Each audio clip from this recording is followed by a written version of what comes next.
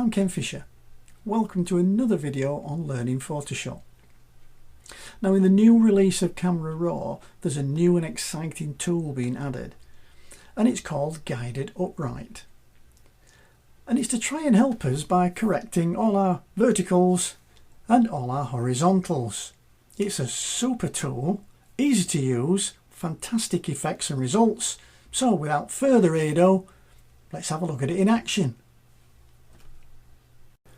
Okay then, let's have a look at this image. Couple of issues here. We've got this bridge in London that is slanting a little bit, sloping down to the right. A little bit of distortion on the left hand side, the right hand side. These buildings are leaning in a bit. So let's see if we can do something with it. Now, first thing I want to do is to scoot on over to the lens corrections panel, and I want to make sure in the profile tab that I tick on remove chromatic aberration and enable profile correction. And what this will do is it'll just help the tool along a little bit. It'll give it a good start if you have those two set. Now let's go and find the new tool, and it's up here on the toolbar, and it's the transform tool, or there's a keyboard shortcut of Shift and T. Now when I've clicked that, you can see the upright panel comes on this side with all the controls for the upright, and the new one is at the end. It's this one, it's the guided edit. So when we click on it, what we've got is we've got a maximum of 4 lines which you can use, 2 horizontal and 2 vertical. You don't need to use them all, but you can't use more than that. So the first thing I'll do is I'll try and correct some verticals.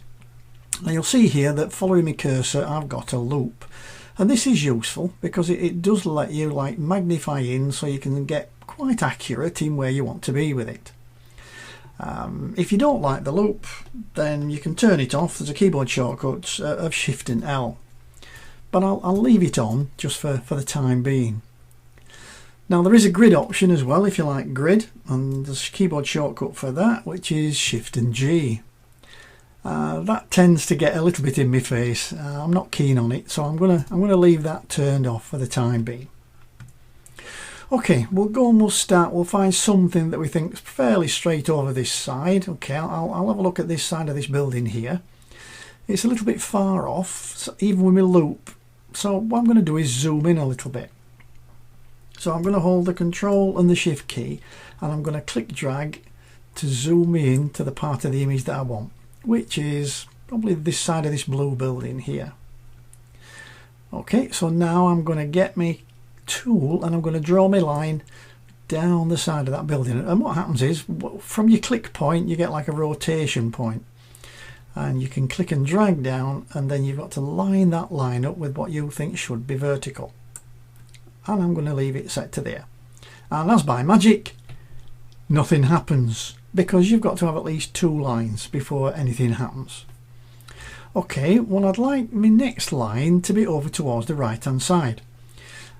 So I'm going to scoot over to there, but what I'm going to use is what they call the bird's eye view.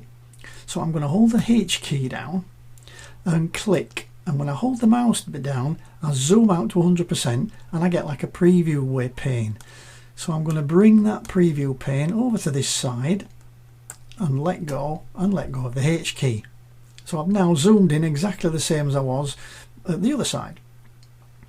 Now let's find a nice straight line. I think this one might do, just here. So I'm going to get my loop, click on the top, drag it down, line it up with that edge, and then let go. And then boom, you can see something happened. Okay, well let's see what. We'll zoom right out, keyboard shortcut Control and 0 to fit everything on screen. And you can see I think we've made a little bit of an improvement. Let's just do a quick before and after. So that's before and that's after. Definitely an improvement there with the verticals. Now what about the horizontal? Okay, we've got this little slopey bridge here. So let's use the tool again. So I'm going to click on this side, line it up with that bridge and let go. And there we have it. Let's have a look at before and after. So that's what we started with, and that's after. I think a very, very marked improvement on this image. Now the tool will have done some transforming, and we can see that if we go and use the scale slider. So I can zoom in or I can zoom out, and you can see what transformations have taken place to keep this level and to keep it vertical. And so sometimes you will end up with some space around the edges like this.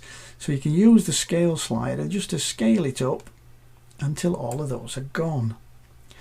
Now if it wasn't exactly where you wanted in the centre, then we've got some offset sliders. We've got an offset left and we've got an offset right, which we can use.